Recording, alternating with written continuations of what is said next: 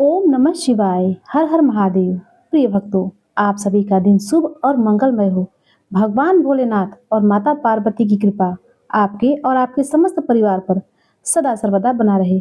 प्रिय भक्तों, आज आप सुनने जा रहे हैं फाल्गुन मास कथा अध्याय 17, जिसमें आप सभी भक्त लोग शिव महापुराण की कथाएं सुन रहे हैं।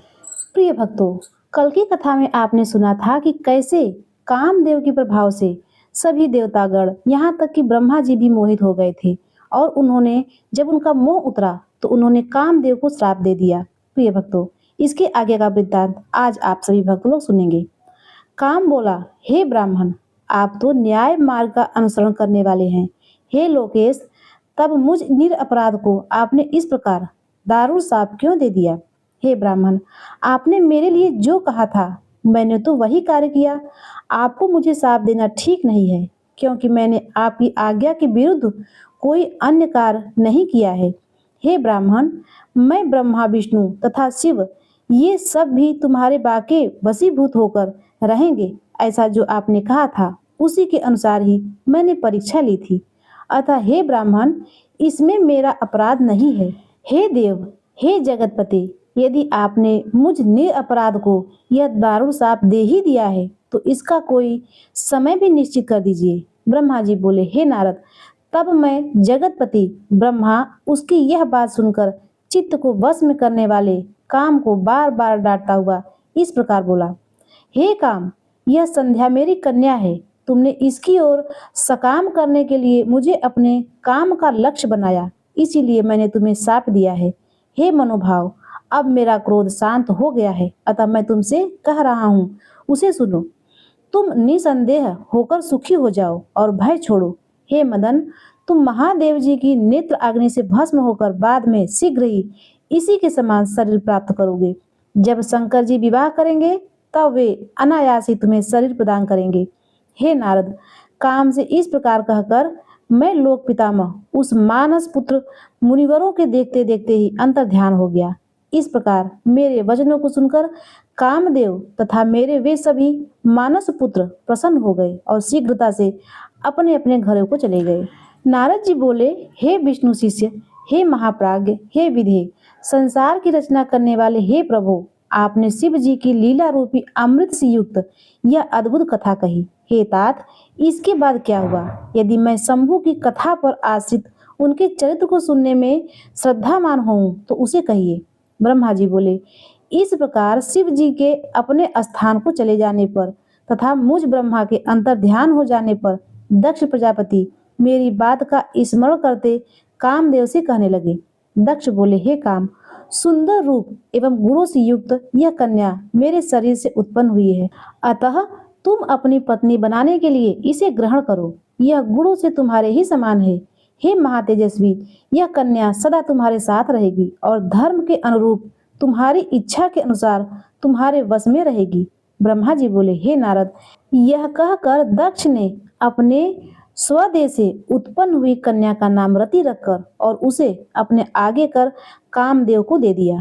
हे नारद, वह कामदेव मुनियों को भी मोहित करने वाली उस परम सुंदर दक्ष कन्या से विवाह करके बड़ा प्रसन्न हुआ। प्रेमासक्त कामदेव भी परम कल्याणकारिणी रति नामक अपनी स्त्री को देकर उसके गुणों से आकृष्ट होकर उस पर अत्यंत मोहित हो गया। गौरव वर्ण वाली हरिणाक्षी तथा चंदन नेत्र प्रावंती वह रति भी काम के सदृश होने के कारण उसे परम आह्लाद प्रदान करने लगी। उसकी चपल भावों को देखकर कामदेव संशय में पड़ जाता था कि विधाता ने सबको वश में करने वाले मेरे धनुष को इसके नेत्रों में सन्निविष्ट कर दिया है क्या? हे द्विजश्रेष्ठ, उस रति की कटाक्षों की शीघ्र गति तथा उसकी सुंदरता को देखकर कामदेव को अपने अस्त्रों की शीघ्र गति पर विश्वास नहीं हो गया। उसके स्वाभाविक रूप से सुगंधित तथा मंद श्वास वायु को सूचक कामदेव मलय पवन की गति अपनी श्रद्धा का त्याग कर दिया। सुंदर लक्षणों से युक्त तथा पूर्णिमा के चंद्रमा के समान उसके मुखमंडल को देखकर कामदेव उसके मुख और चंद्रमा का भेद करने में असमर्थ हो गया। सुवर्ण कमल की कली के समान उसका वक्ष स्थल भ्रमर से वेष्टित कमल की भांति सुशोभित हो रहा था। उसका कठोर स्थूल एवं उन्नत वक्ष स्थल का मध्य भाग नाभि पर्यंत लटकने वाली लंबी पतली तथा चंद्रमा के समान स्वच्छ माला धारण किए हुए था। वह कामदेव भ्रमर की पंक्तियों से घिरी अपने पुष्प धनुष की प्रत्यंचा को भी भूल गया और उसे देखता छोड़कर बार बार उसी रति की ओर एकटक देखने लगा। चारों ओर त्वचा से परिवेष्टित उसकी नाभि का रंध्र अत्यंत गंभीर था। उसके मुख कमल पर दोनों नेत्र लाल कमल के समान प्रतीत हो रहे थे। उस कामदेव ने कृष कटि प्रदेश वाले शरीर से सुशोभित स्वभावतः सुवर्ण की आभा वाली उस रमणी को सुवर्ण देवी के समान देख रहा था। कलिस्तंभ के सदृश विस्तृत स्निग्ध कोमल तथा मनोहर उसकी जंघाओं को कामदेव ने अपने शक्ति के समान देखा।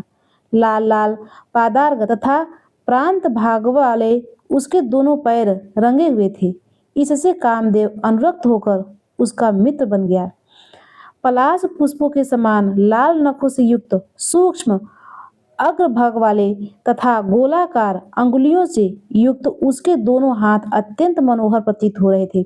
उसकी दोनों भुजाएं कांतिमय बिड़ाल के समान लंबी कोमल स्निग्ध और कांति युक्त लाल मूंग के समान शोभित हो रही थी। उसका मनोहर केश पास काले काले बादलों के समान शोभा पा रहा था। इससे वह काम प्रिया चमरी के बालों को धारण करने वाले चंवर की भांति सुशोभित हो रही थी। सौंदर्य युक्त ऐसी रति को हर्षित नेत्र वाले कामदेव ने उसी प्रकार ग्रहण किया जिस प्रकार हिमालय से उत्पन्न गंगा को महादेव जी ने ग्रहण किया था। चक्र तथा पद्म के चिन्हों से युक्त मृणाल लखकंड के समान मनोहर हाथों से युक्त वह रति गंगा नदी के समान प्रतीत हो रही थी। उस रति की दोनों भावों को चेष्टाएं नदी की सूक्ष्म लहरों के समान प्रतीत हो रही थी। उसके कटाक्षपात ही नदी की वेगवती धारा थे और विशाल नेत्र कमल के समान प्रतीत हो रहे थे। उसकी सूक्ष्म रोमावली शैवाल थी और वह अपने मन रूपी वृक्षों से विलास कर रही थी। उसकी गंभीर नाभि हृदय के समान शोभा पा रही थी। वह कृशगात्रा रति अपने सर्वांग की रमणीयता तथा लावण्यमयी शोभा से 12 आभूषणों से युक्त तथा 16 श्रृंगारों से शोभायमान होकर संपूर्ण लोकों को मोहने वाली और अपनी कांति से 10 दिशाओं को प्रज्वलित करती हुई महालक्ष्मी जैसी प्रतीत हो रही थी। इस प्रकार परम सुंदरी रति को देखकर कामदेव ने इसे बड़ी प्रसन्नता से ग्रहण किया, जिस प्रकार की स्वयं राग से उपस्थित हुई महालक्ष्मी को भगवान नारायण ने ग्रहण किया था। उस समय कामदेव ने आनंद होने के कारण विमोहित होकर ब्रह्मा जी के द्वारा दिए गए दारुण शाप को भूलकर दक्ष से कुछ नहीं कहा। हे तात, उस समय सबके मुख को बढ़ाने वाला महान उत्सव हुआ। दक्ष प्रजापति अत्यंत ही प्रसन्न हुए और कन्या रति भी परम प्रसन्न हो गई। अत्यधिक सुख पाकर काम का समस्त दुख विनष्ट हो गया और इधर दक्ष तनया रति भी काम को पति रूप में प्राप्त कर हर्षित हुई। रति से मोहित हुआ गदगद कंठ वाला वह मधुर भाषी काम सायंकाल में मनोहर बिजली से युक्त मेघ के समान दक्ष कन्या रति के साथ शोभा पाने लगा। इस प्रकार रतिपति काम ने अत्यंत मोहित होकर उस रति को इस प्रकार अपने हृदय में ग्रहण किया, जिस प्रकार योगी ब्रह्म विद्या को ग्रहण करता है, और वह रति भी श्रेष्ठ काम को प्राप्त कर इस प्रकार प्रसन्न हुई जिस प्रकार पूर्ण चंद्रमा के समान मुख वाली महालक्ष्मी विष्णु को पति रूप में प्राप्त करके हुई थी। सूत जी बोले, हे महर्षियों, ब्रह्मा जी के इस वचन को सुनकर मुनि श्रेष्ठ नारद प्रसन्नचित होकर शंकर जी का स्मरण करके आनंद पूर्वक कहने लगे। नारद जी बोले, हे ब्राह्मण, हे विधे, हे विष्णु शिष्य, हे महाभाग, हे महामते, आपने शिव जी की अद्भुत लीला का वर्णन किया है। जब कामदेव अपनी पत्नी को प्राप्त कर प्रसन्न होकर अपने घर चला गया, तब प्रजापति दक्ष भी अपने घर चले गए। सृष्टिकर्ता आप ब्रह्मा तथा आपके मानस पुत्र भी अपने अपने घर चले गए। तब पितरों की जन्मदात्री वह ब्रह्मपुत्री संध्या कहाँ गई? उसने क्या किया और उसका विवाह किस पुरुष के साथ हुआ? इस सब बातों को और संध्या के चरित्र को विशेष रूप से कहिए। सूत जी बोले, तत्ववेत्ता ब्रह्मदेव परम बुद्धिमान देव ऋषि नारद के इस वचन को सुनकर भक्ति पूर्वक शंकर जी का स्मरण करके कहने लगे, ब्रह्मा जी बोले, हे मुने, संध्या का संपूर्ण शुभ चरित्र सुनिए, जिसे सुनकर हे मुने सभी स्त्रियां पतिव्रता होती हैं। वह संध्या जो पूर्व काल में मेरे मन से उत्पन्न हुई थी, वही तपस्या कर शरीर छोड़ने के बाद अरुंधति हुई। उस बुद्धिमती तथा उत्तम व्रत करने वाली संध्या ने मुनिश्रेष्ठ मेधातिथि की कन्या के रूप में जन्म ग्रहण करके ब्रह्मा विष्णु तथा महेश्वर के वचनों से महात्मा वशिष्ठ का अपने पति रूप में वर्ण किया। वह श्रेष्ठ पतिव्रता, वंदनीय, पूजनीय तथा दयानिधि की प्रतिमूर्ति थी। नारद जी बोले, हे ब्राह्मण, उस संध्या ने क्या, कहाँ तथा किस उद्देश्य से तप किया, किस प्रकार वह अपना शरीर त्याग करके मेधातिथि की कन्या हुई और उसने किस प्रकार ब्रह्मा विष्णु तथा शिव के द्वारा बताए गए उत्तम व्रत वाले महात्मा वशिष्ठ को अपना पति स्वीकार किया। हे पितामह, इसे सुनने की मेरी बड़ी उत्सुकता है, अतः सुनने की इच्छा वाले मुझे अरुंधति के चरित्र का विस्तार पूर्वक ठीक ठीक वर्णन कीजिए। ब्रह्मा जी बोले, हे नारद, पहले अपने पुत्री संध्या को देखकर मेरा मन काम से आकृष्ट हो गया था, किंतु बाद में शिव के भय से मैंने उसे छोड़ दिया। काम बाढ़ से घायल होकर उस संध्या का तथा मन को वश में करने वाले महात्मा ऋषियों का भी चित्त चलायमान हो गया था। उस समय मेरे प्रति कहे गए शिव के उपहास युक्त वचन को सुनकर और ऋषियों के प्रति अपने चित्त को मर्यादा छोड़कर चलायमान देखकर तथा बार बार मुनियों को मोहित करने वाले उस प्रकार के भाव को देखकर वह संध्या विवाह के लिए स्वयं अत्यंत दुखी हुई। हे मुने, कामदेव को शाप देकर जब मैं अंतर्ध्यान हो गया एवं शिव जी अपने स्थान कैलाश को चले गए, तब उस समय हे मुनि सत्तम, वह मेरी पुत्री संध्या क्षुब्ध होकर कुछ विचार करने में ध्यानमग्न हो गई। वह मनस्वी संध्या कुछ देर तक अपने पूर्व वृत्तांत का स्मरण करती हुई उस समय यथोचित रूप से यह विचार करने लगी। संध्या बोली, मेरे पिता ने उत्पन्न होते ही मुझे युवती को देखकर काम से प्रेरित होकर अनुराग पूर्वक मुझे प्राप्त करने की अभिलाषा की। इसी प्रकार आत्म तत्व का ब्रह्मदेव के मानस पुत्रों के भी मुझे देखकर अपना मन मर्यादा से रहित होकर काम विलास से युक्त कर दिया।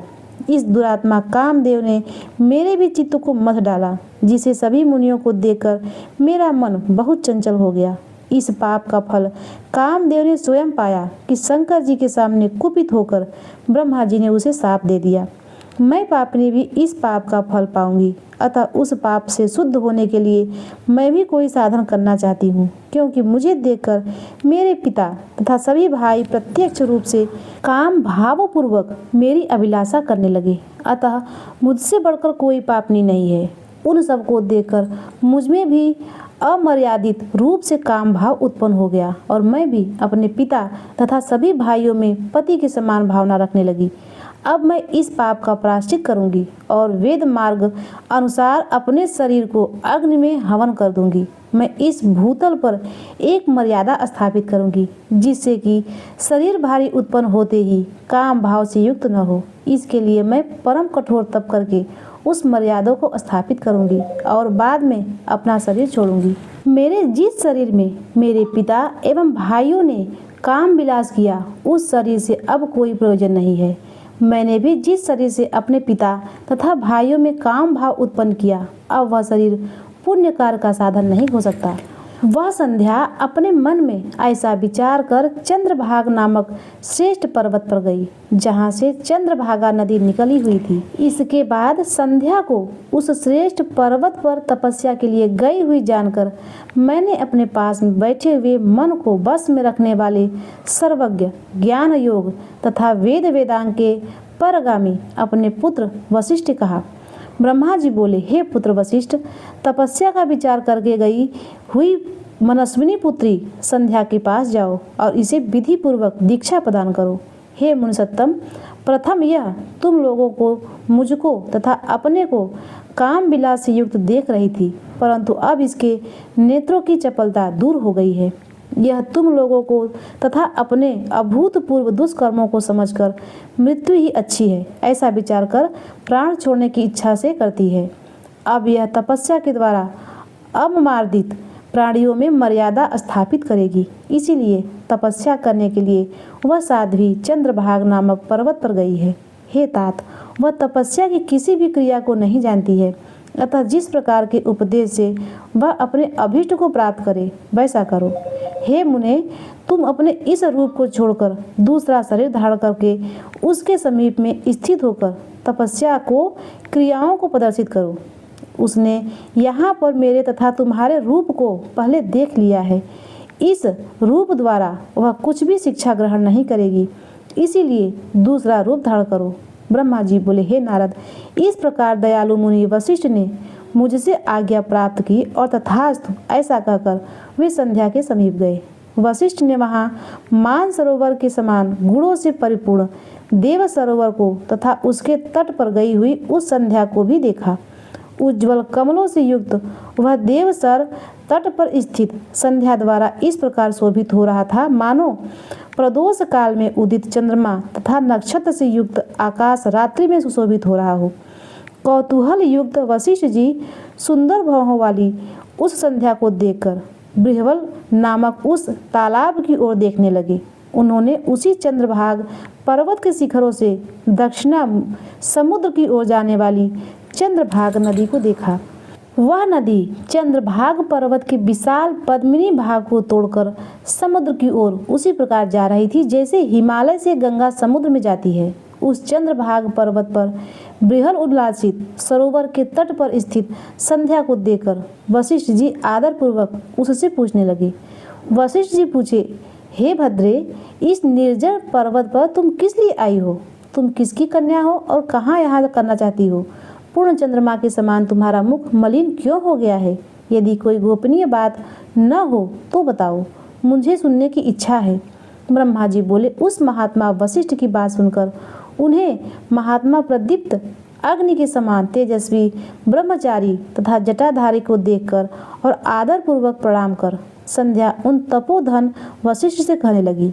संध्या बोली, हे विभो, मैं जिस उद्देश्य से इस सिद्ध पर्वत पर आई हूँ वह तो आपके दर्शन मात्र से पूर्ण हो जाएगा। हे ब्राह्मण, मैं तप करने के लिए इस निर्जन पर्वत पर आई हूँ।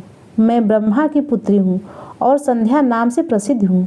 यदि आपको उचित जान पड़े तो मुझे उपदेश दीजिए। मैं तपस्या करना चाहती हूँ, अन्य कुछ भी गोपनीय नहीं है। मैं तपस्या की कोई विधि बिना जाने ही तपोवन में आ गई हूँ। इसी चिंता में सूखती जा रही हूँ तथा मेरा हृदय कांप रहा है। ब्रह्मा जी बोले। ब्रह्मज्ञानी वशिष्ठ जी ने उसकी बात सुनकर पुनः संध्या से कुछ नहीं पूछा, क्योंकि वे सभी बातें जानते थे। इसके बाद वे मन में भक्त वत्सल शंकर जी का स्मरण, तपस्या के लिए उद्यम करने वाली तथा मन को वश में करने वाली उस संध्या से कहने लगी। वशिष्ठ जी बोले, हे देवी, जो महान तेज स्वरूप, महान तप तथा परम आराध्य हैं, उन शंभु का मन में ध्यान करो। जो धर्म, अर्थ, काम और मोक्ष के आदि कारण तथा अद्वैत स्वरूप हैं, उन्हीं संसार के एकमात्र आदि कारण पुरुषोत्तम का भजन करो। हे सुभानने, तुम इस मंत्र से देवेश्वर शंभु का भजन करो, उससे तुम समस्त पदार्थों की प्राप्ति हो जाएगी, इसमें संदेह नहीं है। ओम नमः शंकराय। ओम इस मंत्र से मौन होकर इस प्रकार तपस्या का प्रारंभ करो। विशेष विधि तुमको बता रहा हूँ, सुनो। मौन होकर स्नान तथा मौन होकर सदाशिव की पूजा करनी चाहिए। प्रथम दोनों खष्ट कालों में जल का आहार कर तीसरे खष्ट काल में उपवास करें। इस प्रकार खष्टकालिक क्रिया तपस्या की समाप्ति पर्यंत करनी चाहिए। हे देवी, इसका नाम मौन तपस्या है। इसे करने से यह ब्रह्मचर्य का फल प्रदान करने वाली तथा सभी अभिष्ट फल प्रदान करने वाली है। यह सत्य है, सत्य है, इसमें संदेह नहीं है। इस प्रकार चित्त में विचार करके सदाशिव का गहन चिंतन करो। ऐसा करने से वे तुम्हारे ऊपर प्रसन्न होकर शीघ्र ही अभिष्ट फल प्रदान करेंगे। ब्रह्मा जी बोले। इस प्रकार मुनि वशिष्ठ वहां बैठकर संध्या को तपस्या की यथोचित विधि बताकर अंतर ध्यान हो गए। ब्रह्मा जी बोले, हे पुत्रवर, हे महाप्राज्ञ, अब संध्या के द्वारा किए गए महान तप को सुनिए, जिसके सुनने से पाप समूह उसी क्षण निश्चय ही नष्ट हो जाता है। तपस्या का उपदेश कर वशिष्ठ के अपने घर चले जाने पर संध्या भी तपस्या की विधि को जानकर अत्यंत हर्षित हो गई। वह गृह उल्लासित के सन्निकट प्रसन्नचित्त होकर अनुकूल वेश धारण करके तपस्या करने लगी। वशिष्ठ जी ने तपस्या के साधनभूत जिस मंत्र को बताया था उस मंत्र से वह शंकर जी का पूजन करने लगी। इस प्रकार सदाशिव में चित्त लगाकर एकाग्र मन से घोर तपस्या करती हुई उस संध्या का एक चतुर्युग बीत गया। उसके पश्चात उस तपस्या से संतुष्ट हुए शिव जी उसके ऊपर प्रसन्न हो गए और 12 भीतर तथा आकाश में उसे अपना विग्रह दिखाकर वह शिव के जिस स्वरूप का ध्यान करती थी उसी रूप से उसके समक्ष प्रकट हो गए। संध्या अपने मन में चिंतित प्रसन्न मुख तथा शांत स्वरूप भगवान शिव को सामने देकर बहुत प्रसन्न हुई। मैं शिव जी से क्या कहूँ तथा किस प्रकार इनकी स्तुति करूँ, इस प्रकार चिंतित होकर संध्या ने भयपूर्वक अपने नेत्रों को बंद कर लिया। तब नेत्र बंद की हुई उस संध्या के हृदय में प्रविष्ट होकर शिव जी ने उसे दिव्य ज्ञान, दिव्य वाणी और दिव्य चक्षु प्रदान किए। इस प्रकार उसने दिव्य ज्ञान, दिव्य चक्षु, दिव्य वाणी प्राप्त की और जगतपति दुर्गेश को प्रत्यक्ष खड़ा देखकर वह उनकी इस प्रकार स्तुति करने लगी। संध्या बोली, जिनका रूप निराकार ज्ञानगम्य तथा पर है, जो न स्थूल है न सूक्ष्म है न उच्च ही है, तथा जो योगियों के द्वारा अंतःकरण से चिंतय है, ऐसे रूप वाले लोककर्ता आपको नमस्कार है।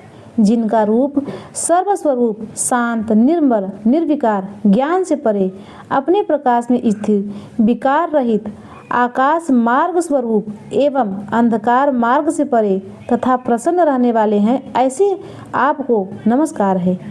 जिनका स्वरूप एक अद्वितीय, शुद्ध, देप्तिमान, माया रहित, चित्तानंद, सहज, विकार रहित, नित्यानंद स्वरूप, सत्य और विभूति से युक्त प्रसन्न रहने वाले तथा समस्त श्री को प्रदान करने वाले हैं, उन आपको नमस्कार है।